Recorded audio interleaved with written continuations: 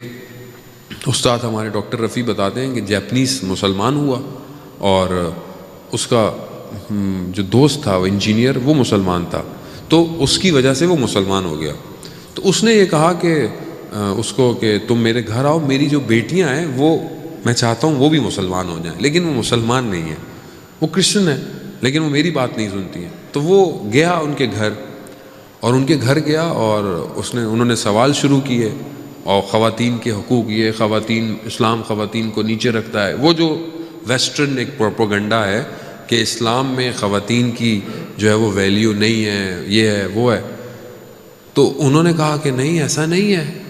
انہوں نے سورہ نور کی آیت کی تلاوت کی کہ جس میں 10 دفعہ مرد اور عورتوں کو ساتھ گفتگو کی گئی ہے، والمسلمین والمسلمات، ساری آیتیں، والمطہرین، یعنی 10 جگہ پر مرد اور عورت ساتھ۔ کہا کہ قرآن تو یہ ہے، قرآن تو ساری جگہ پر خواتین کو ساتھ رکھتا ہے، ارث کے اندر معاملے میں خاتون کا الگ ہے کیونکہ مرد کماتا ہے، اس کے اوپر ذمہ داری زیادہ ہے۔ کہتا ہے یہ آیت دے کر چلا گیا۔ کہتا پھر میں کچھ ہفتے کے بعد گیا تو دیکھا دونوں لڑکیاں مسلمان ہو چکی تھی، صرف ایک آیت پر تدبر کرنے سے، صرف ایک آیت۔ ہم کتنی آیتوں پہ تدبر کرتے ہیں؟ میں آج پڑھ رہا تھا عزیزان محترم، واقعاً قرآن ایسا ہے کہ لگتا ہے کہ پہلی دفعہ پڑھا ہے، نہیں واقعاً ایسا ہے۔ یعنی مجھے خود کو احساس ہوا کہ یہ آیت میں پہلے پڑھا، میں نے کبھی اس پر اتنا غور نہیں کیا۔ پروردگار جو ہے وہ کتنا جو ہے وہ انسان کو چاہ رہا ہے۔ سورہ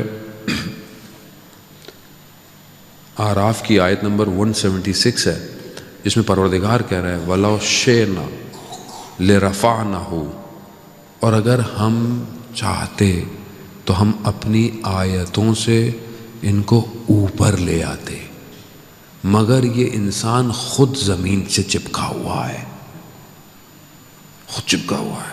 یعنی خدا چاہتا ہے ہمیں اوپر لے کے جانا، لیکن ہم خود زمین میں دھسے ہوئے ہیں، ہم خود زمین کی چیزیں چاہیے۔ دیکھیں دنیا بری نہیں ہے، وہ میں انشاءاللہ مجلس میں پڑھوں گا، دنیا بری نہیں ہے، ہم دنیا کو ٹریٹ کیسے کر رہے ہیں۔ وہ مولا کائنات کی جو حدیث ہے کہ دنیا بالکل ایسی رکھو کہ تم کشتی میں سوار ہو، کشتی پانی کے اوپر چلتی ہے، اگر پانی کشتی میں آ جائے تو کشتی کیا ہے؟ ڈوب جائے گی۔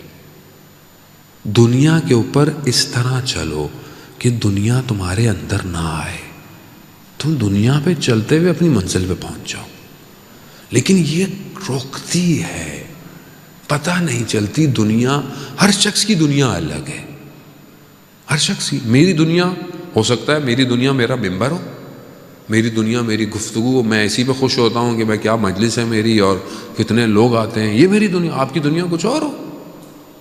ایک عالم دین جو بہت بڑے عارف تھے، اصفہان کے مدرسے کے اندر 80 سال ان کی ایج، ایک دن بیٹھے ہوئے پانی کے حوض کے پاس، پانی کا جو تھا صحن کے اندر، اور اچانک سے اپنے آپ کو مارنا شروع کر دیا۔